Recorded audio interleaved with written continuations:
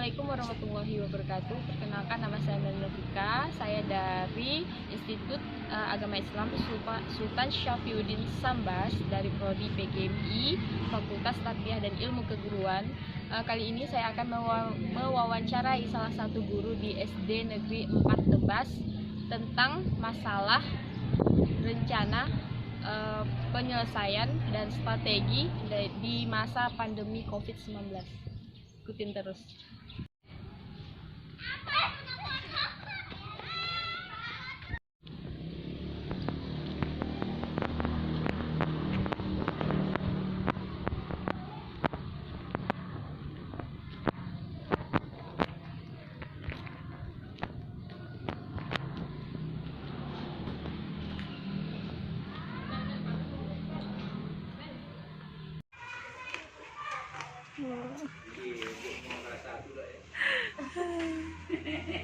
Assalamualaikum warahmatullahi wabarakatuh. Waalaikumsalam warahmatullahi wabarakatuh.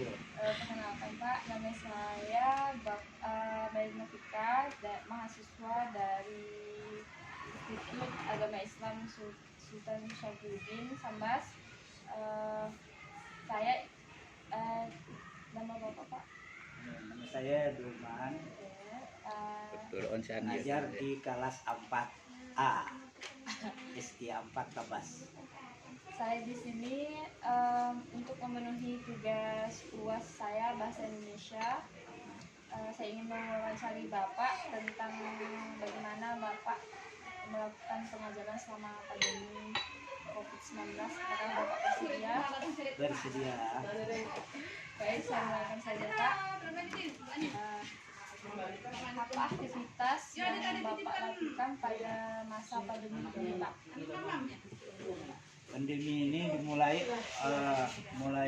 proses pembelajaran yang tidak efektif adalah pada bulan Maret tahun 2020. Kurang lebih sudah hampir 1 tahun. Sampai Maret 2021 nanti 1 tahun. Jadi selama kurang lebih 1 tahun itu proses pembelajaran selama pandemi dibagi atas beberapa tahapan. Tahap pertama, pelarangan pertama adalah dengan tidak dihadirkan siswa sama sekali ke sekolah dengan model daring.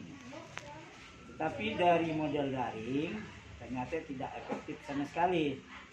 Maka dijadikan model luring di luar daripada daring. Juga tidak efektif, maka berdasarkan kesepakatan sekolah dan dewan guru serta komite dan orang tua, maka diputuskan proses pembelajaran model luring tetapi dengan bentuk kelompok. Jadi siswa dihadirkan selama seminggu dengan cara bergiliran. Jadi yang pertama dulu 5-5, satu kelompok datang, kemudian diberikan pembelajaran, disusul kelompok berikutnya, itu secara bergantian.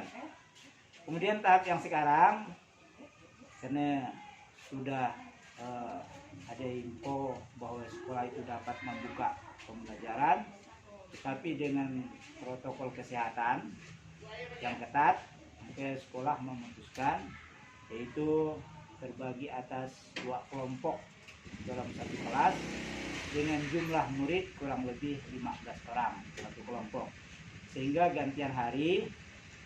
Jadi siswa datang ke sekolah ini kurang lebih 3 hari satu kelompok, karena hari Senin, kemudian masuk lagi hari Rabu dan hari Jumat, yang masuk hari Selasa, kemudian masuk hari Rabu, hari Kamis dan hari Sabtu. Selasa, Kamis dan Sabtu. Jadi proses pembelajaran dilakukan dengan tatap muka sekarang, tapi model bergantian atau shift kelas. Nah, itulah yang kami lakukan untuk menanggulangi masalah pandemi. Sebab jika tidak dilakukan dengan proses tatap muka, kami memandang bahwa tidak akan terjadi proses pendidikan. Pengajaran bisa berlangsung pakai model daring, pembelajaran bisa berlangsung, tapi proses pendidikan nol.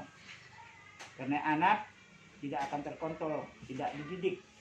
Mau jadi apa dia di rumah, ya mau pakai apa yang dikerjakan yang tidak ada sama sekali pendidikan. Jadi kurang lebih sekitar 8 bulan itu memang tidak terjadi proses pendidikan karena siswa tidak dihadirkan sekolah. Jadi bapak ibu guru tidak dapat melakukan proses pendidikan, hanya bisa melakukan proses pembelajaran. Sedangkan di dalam sekolah, pendidikan itu yang menjadi pokok. Jadi pokoknya di dalam proses keseluruhan di siklus di sekolah itu proses pendidikan, barulah disusul proses pembelajaran.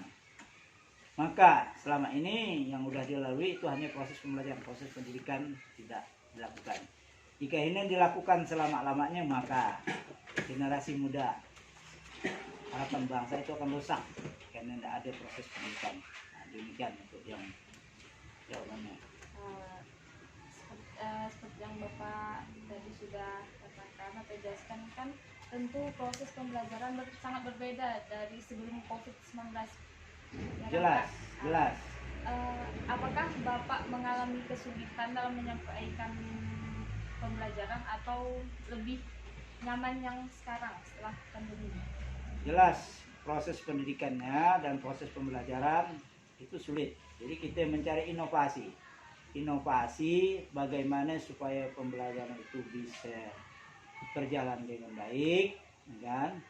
Nah, maka kita membuatlah kurikulum yang khusus dibuat untuk pandemi. Jadi kita tidak menggunakan kurikulum yang biasa. Sebab kalau menggunakan kurikulum biasa, maka kita akan mengajar target dan lain sebagainya. Sedangkan proses pembelajarannya tidak efektif. Jadi maka kita membuatlah solusi atau terobosan-terobosan baru, model-model pembelajaran yang kita gunakan. Jadi tidak merasa kesulitan, cuma kami harus berusaha. Jadi kesulitan itu tantangan yang harus kita hadapi dengan mencari model-model pembelajaran yang terbaru. Selanjutnya Pak, saran Bapak kepada sesama pengajar dalam menyampaikan materi atau pelajaran selama pandemi ini, Pak. Saran Bapak. Saran saya, jadi kita jangan berputus asa terhadap keadaan, maka kita carilah jalan terbaik supaya kita tetap melaksanakan tugas dengan sebaik-baiknya tanpa mengurangi makna mendidik dan mengajar sebagai tugas sebagai guru. Jadi kita carilah jalan-jalannya, bagaimana menciptakan proses pembelajaran itu dapat tercipta dengan sebaik-baiknya. Demikian.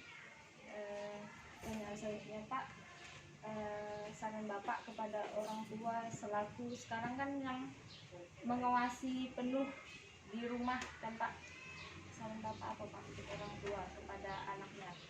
Jadi saran untuk orang tua, jadi untuk orang tua tentulah lebih banyak membimbing siswa, karena kalau mengharapkan hanya proses pembelajaran di sekolah itu hanya dapat berlangsung beberapa menit, bukan hanya beberapa jam, hanya beberapa menit.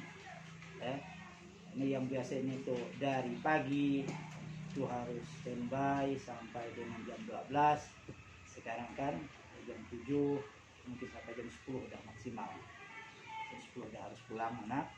Kemudian diberi bekalan-bekalan berupa tugas, itulah yang harus dibimbing oleh orang tua di rumah. Terkait kebijakan pemerintah seperti tentang PSBB, imunisasi dan lainnya, apa tanggapan Bapak? Jadi kalau masalah PSBB, kemudian masalah vaksin, itu sudah ketentuan pemerintah, ya kita laksanakan sesuai dengan aturan yang kita lakukan, sesuai dengan aturan, ya. Nah, jadi jangan sampai tidak sesuai dengan aturan. Pertanyaan terakhir dari saya Pak, apa harapan Bapak untuk pendidikan perbaikan pendidikan di Indonesia ke depannya setelah pandemi ini Pak? Tentunya harapan kita adalah bahwa dengan adanya proses pandemi ini memberikan pelajaran bagi kita, ya, untuk ke depan bagaimana menyusun dunia pendidikan untuk lebih baik lagi dalam rangka meningkatkan derajat dan martabat kita sebagai bangsa yang besar di dunia ini. Jangan sampai kita gara-gara pandemi kita tertinggal kembali ke belakang, jadi menjadi bangsa yang terkebelakang, bukan menjadi bangsa yang maju. Ya, terima kasih. Terima kasih banyak Pak atas waktunya. Saya undur diri. Setelah saya, wassalamualaikum warahmatullahi wabarakatuh. Waalaikumsalam warahmatullahi wabarakatuh.